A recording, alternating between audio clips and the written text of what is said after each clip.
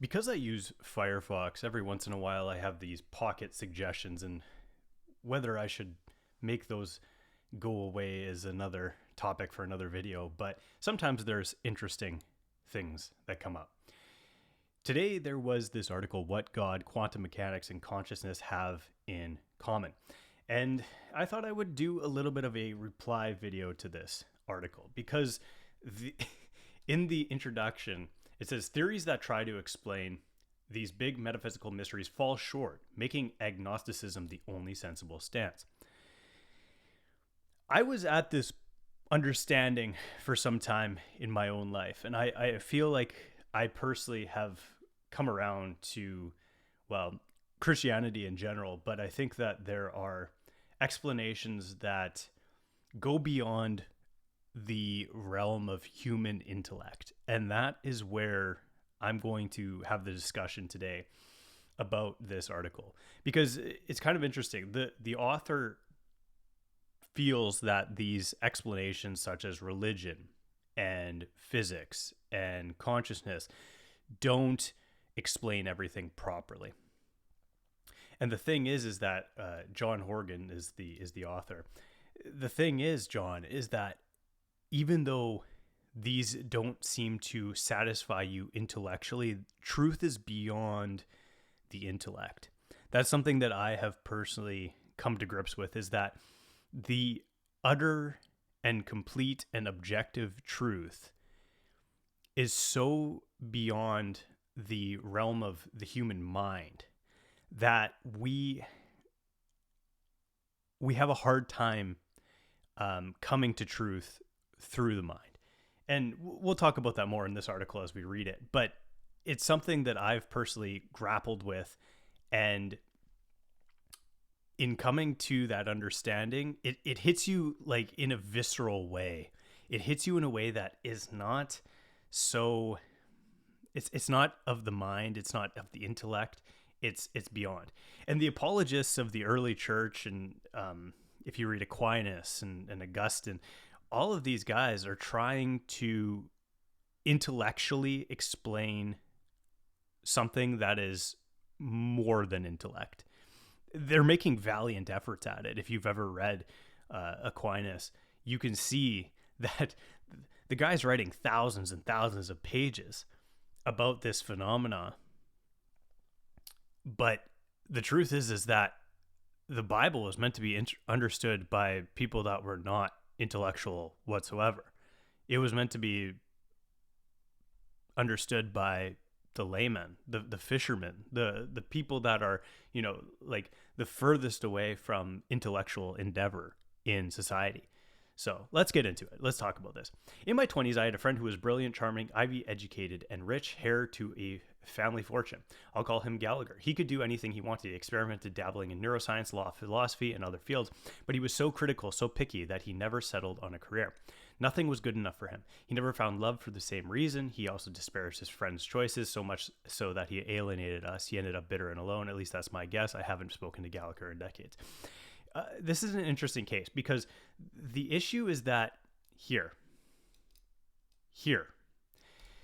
and I'm not saying err incorrectly, I'm saying here.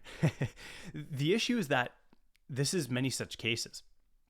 People that don't have to work for anything in life, they do end up bitter because they understand subconsciously that they haven't done anything to deserve their position in life.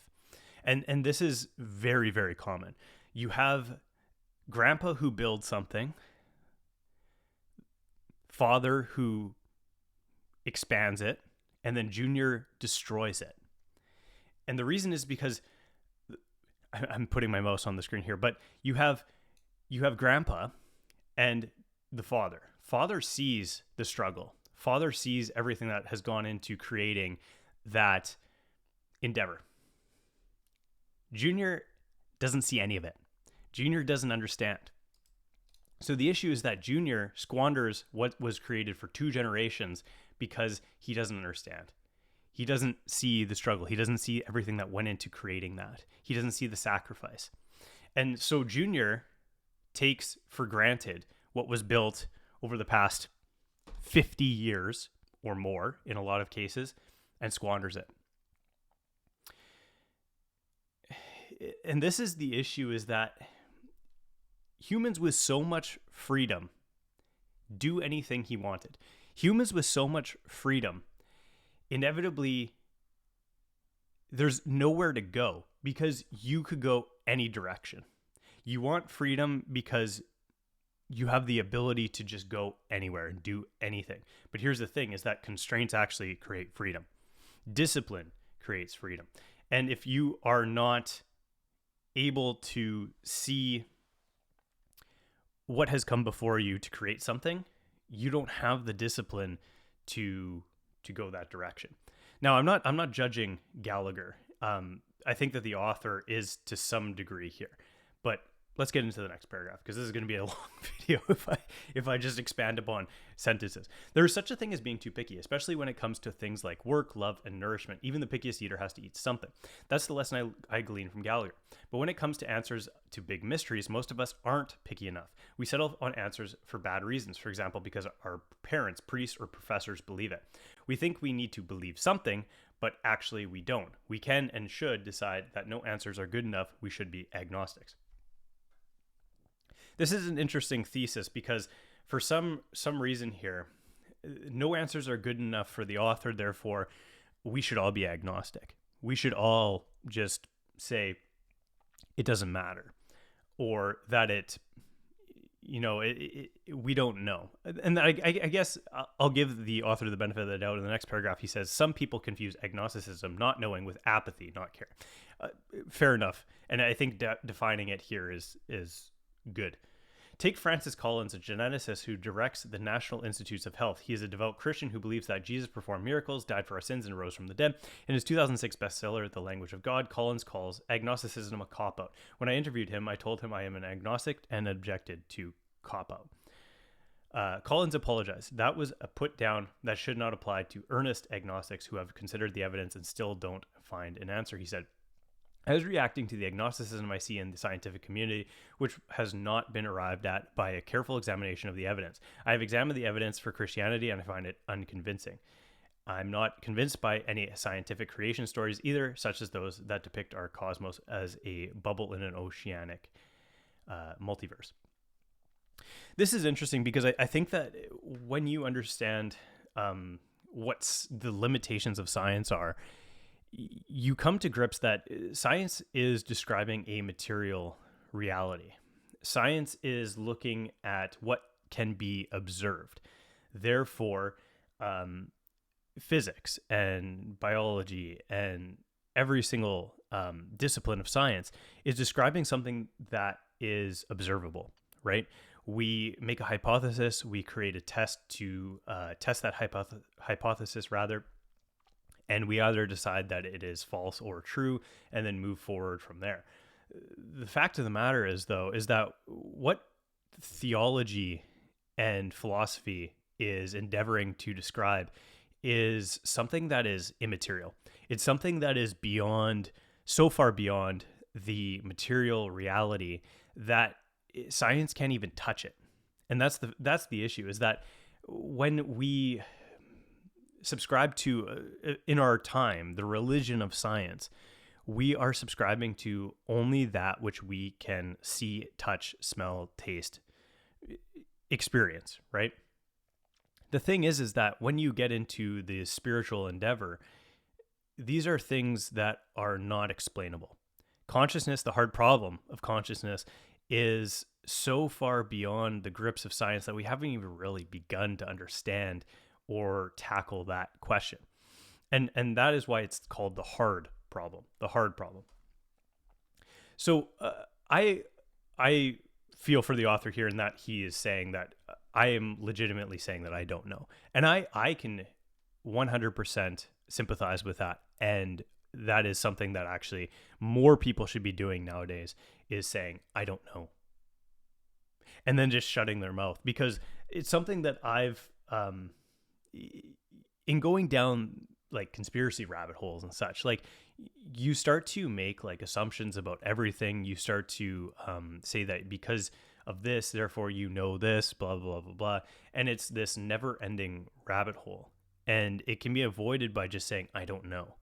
And then saying, because this doesn't affect me on a personal level, I can take a step back from it and objectively evaluate evidence. Fair enough. Let's continue. People I admire fault me for being too skeptical. One is the late religious philosopher Houston Smith, who called me convictionally impaired. Another is megapundit Robert Wright, an old friend, but whom I've often argued about evolutionary psychology and Buddhism. Wright once asked me in exasperation, "Don't you believe anything?" Actually, I believe lots of things. For example, that war is bad and should be abolished.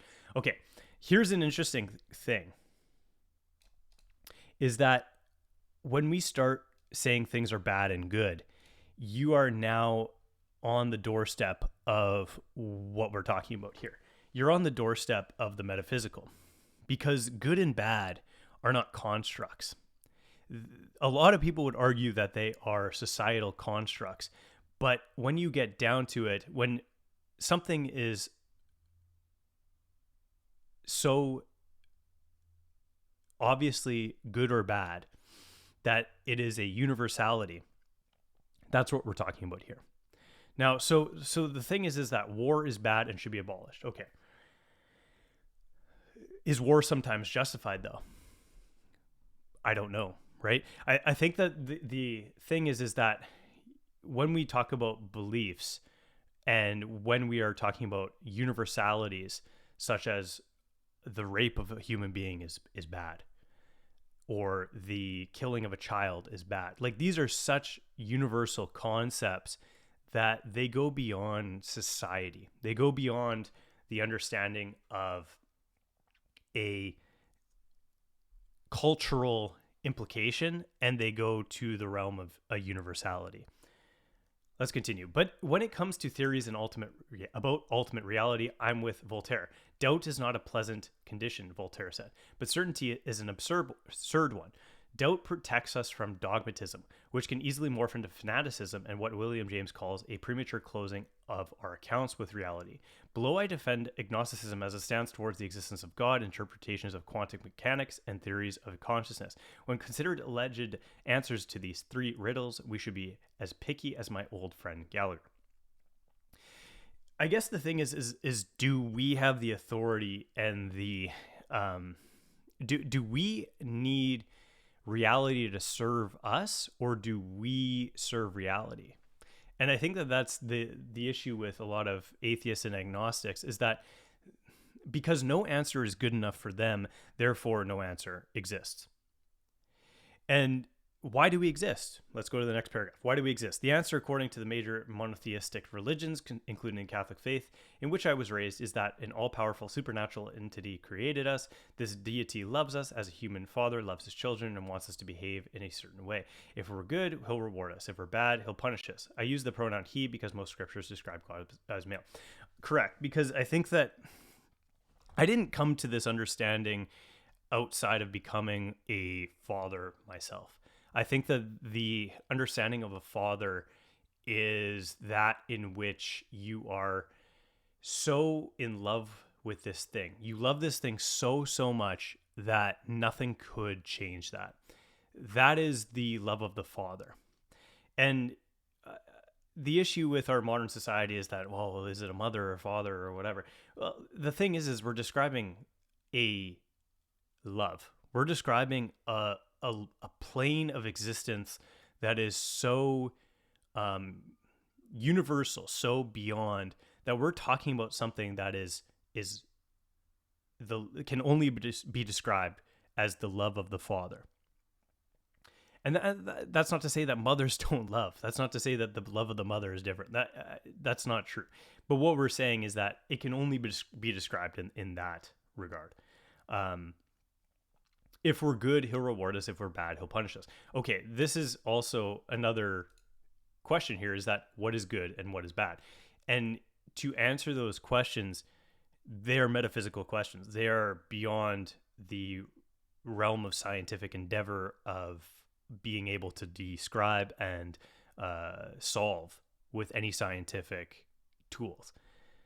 My main objection to this explanation of reality is the problem of evil. A casual glance at human history and at the world today reveals enormous suffering and injustice. Okay, here we go.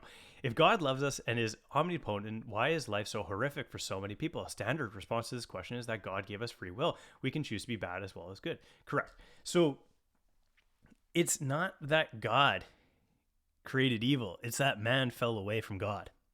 It's that man decided in his essentially pride that he would choose to go against the direction of the creator, that evil exists.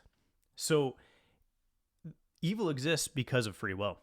Evil exists because man has the choice. Because a father can't direct the child to do, because the child's going to do what the child wants to do.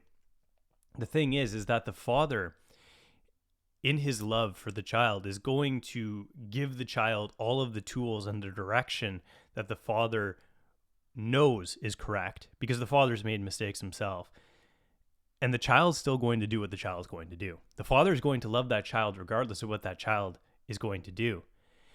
But the fact of the matter is that the father gives the utmost, he desires the utmost and best for that child, yet that child is going to choose to go the direction of the child, right? This is exactly what we're describing here. So the problem of evil is that humanity is fallen away from God. It's not that God has lost the love for humanity, right? We do create our own suffering. There's a saying that hell is locked from the inside, and that is what we're getting at here. The late great physicist Steven Weinberg, an atheist who died in 2021, slaps down the free will argument in his book Dreams of a Final Theory. Noting that Nazis killed many of his relatives in the Holocaust, Weinberg asks, did millions of Jews have to die so that the Nazis could exercise their free will? That doesn't seem fair. And what about the kids who get cancer? Are we supposed to think that cancer cells have free will? Now, again, it's because man thinks that it's his will. So when we look at something and consider it bad, that's our judgment. But God is so far beyond the understanding of man that these things happen. But are they for ill or for good? Unfortunately, we believe we're so prideful in our humanity that we think that we can define these things. And again, I'm not saying these things are good. Absolutely not. But the fact of the matter is that we don't have the ability to even judge, right? And only in God do we have the ability to see what is good and bad. I understand the argument here, but the fact of the matter is that, let's continue. On the other hand, life isn't always hellish. Absolutely not. We experience love, friendship, adventure, and heartbreaking beauty. So I think that here's the thing, is that right here, the author is contrasting this absolute darkness with the absolute light. And I think that if you don't have tremendous darkness here, if you don't have tremendous darkness, you don't have the absolute opposite of it, right? That's the issue, is that we can't conceive of what is ultimately good if we don't see what is ultimately evil. Could all this really come from random collisions of particles? Even Weinberg concedes that life sometimes seems more beautiful than strictly necessary. Okay. If the problem of evil prevents me from believing in a loving God, then the problem of beauty keeps me from being an atheist like Weinberg, hence agnosticism. Fair enough. It's good on the author that he's not going in the direction of full-on atheism, because I think that when you become an atheist, you essentially... There's two directions that a human being can take in life. And that is one of complete nihilism, and that nothing matters. Nothing can matter whatsoever because everything is bad. And the other direction we can go is that everything matters. Everything is so significant. Everything is so important that there can be no other explanation, rather. So what we're talking about here, again, is higher order concepts. We're talking about things that cannot be described by science. Because when you look at a mountain, when you look at the ocean, when you look at a flower or a tree or nature or the creation in general, you see objective beauty. You don't see subjective beauty. Nobody can look at the ocean and be like, oh, this is so ugly. It's not possible. We're talking about objective things. We're talking about things that are of the highest truth, right? So the issue here is Weinberg is missing the whole point. He's missing the forest for the trees. Because when you describe beauty, you're describing a higher order thing, a tremendously, like the pinnacle. And we can't describe that through science. Quantum mechanics is science's most precise, powerful theory of reality. It has predicted countless experiments, spawned countless applications. The trouble is, physicists and philosophers disagree over what it means. That is, what it says about how the world works. Many physicists, most probably, adhere to the Copenhagen interpretation advanced by Danish physicist Niels Bohr. But that is a kind of anti-interpretation which says physicists should not try to make sense of quantum mechanics. They should shut up and calculate, as physicist David Mermin once put it. The thing is that a lot of physicists go to the theological understanding once they get down deep enough. Once they see that the thing is that reality, the room that I'm looking at around me, isn't actually real. On a molecular level, there's particles. And then when we get down to the atomic level, there's other particles. But we keep going and keep going and keep going and keep going to the point where we're talking about probabilities. We're not even talking about, we're not talking about solid things. When we actually look at a solid desk in front of us, we're looking at something that is 99% empty space.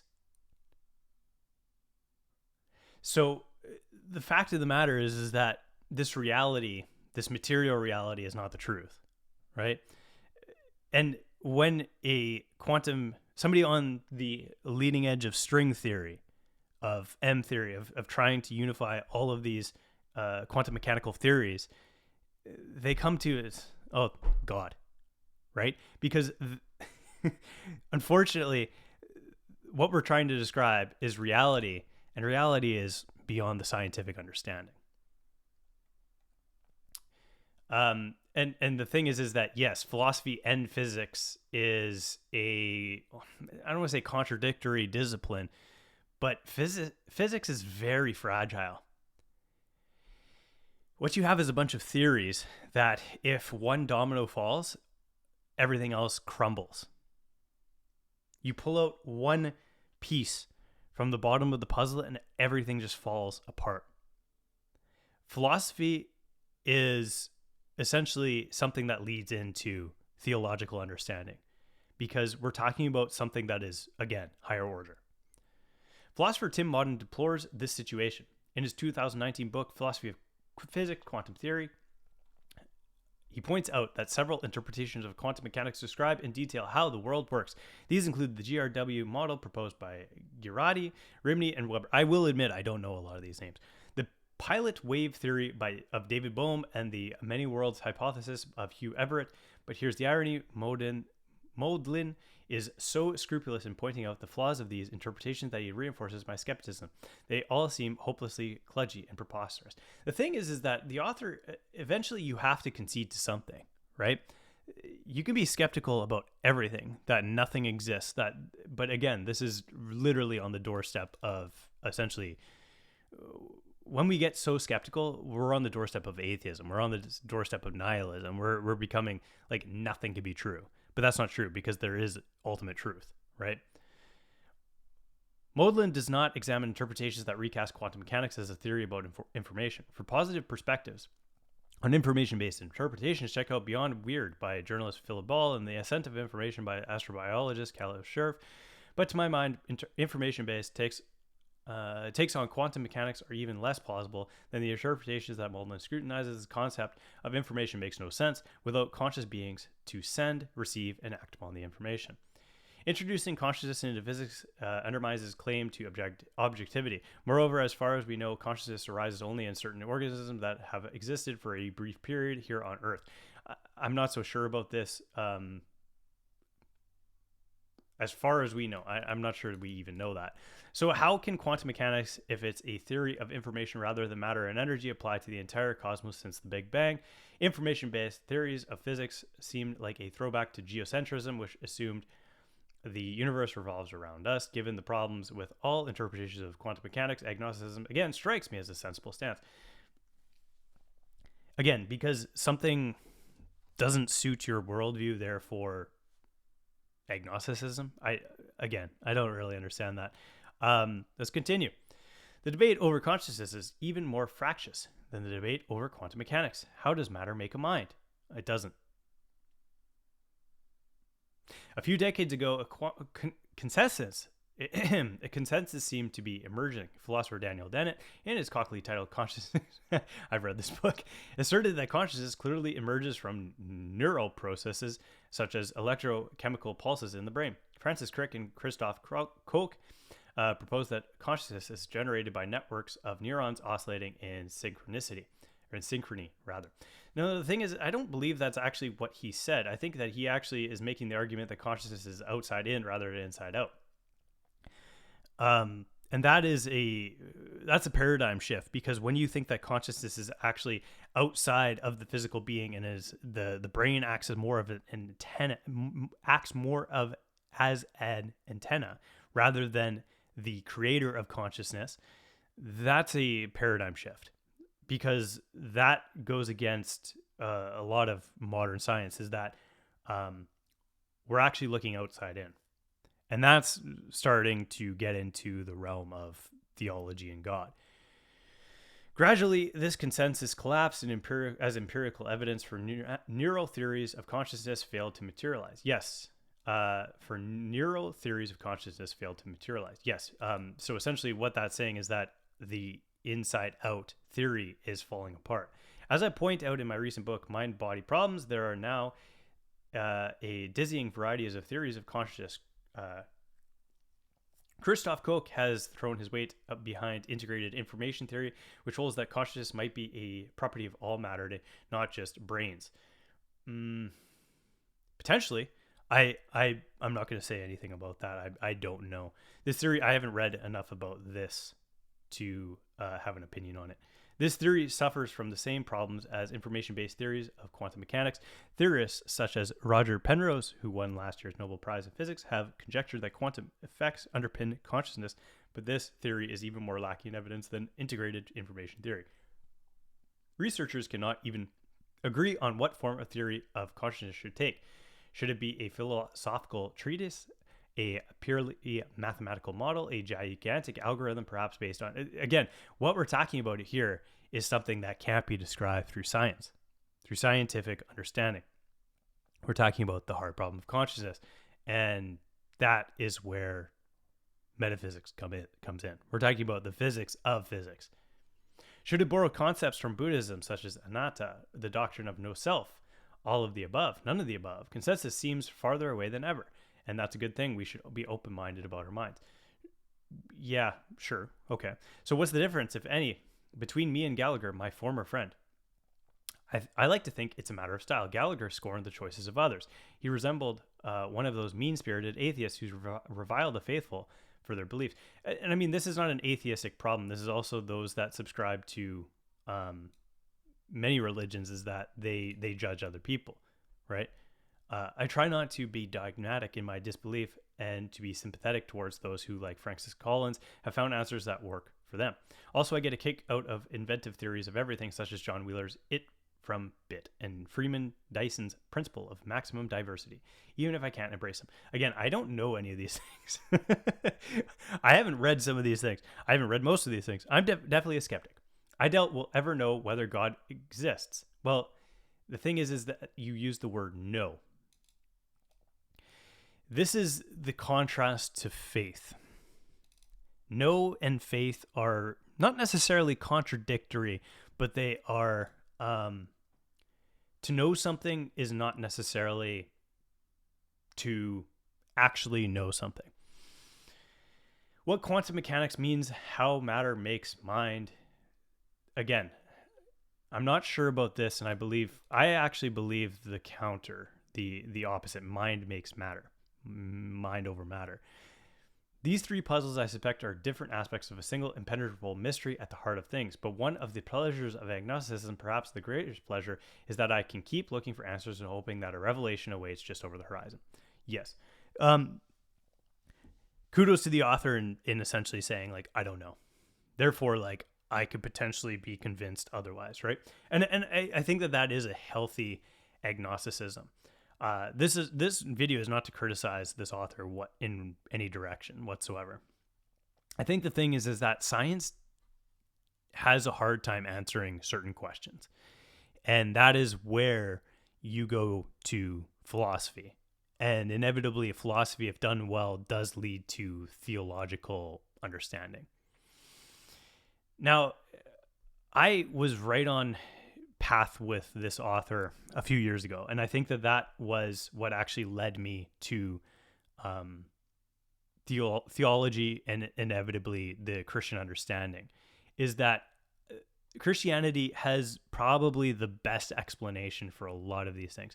But you have to read the early church fathers. You have to read the apologetics. You have to, the apologists rather. You have to go to that place rather than settle in for the modern interpretations of Christianity. So that is where I'll leave this video. This was a kind of interesting one because this article literally just crossed my path, and I thought, let's read it and reply to it at the same time. If you like this sort of video, feel free to subscribe to this channel. I do a lot of these kind of what's on my mind type of things, and we'll catch you in the next one.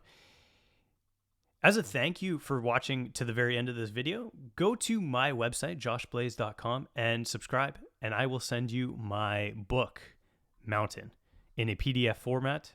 All you have to do is subscribe on the website, and you will get the book direct to your inbox immediately.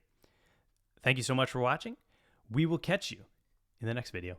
Take care, guys.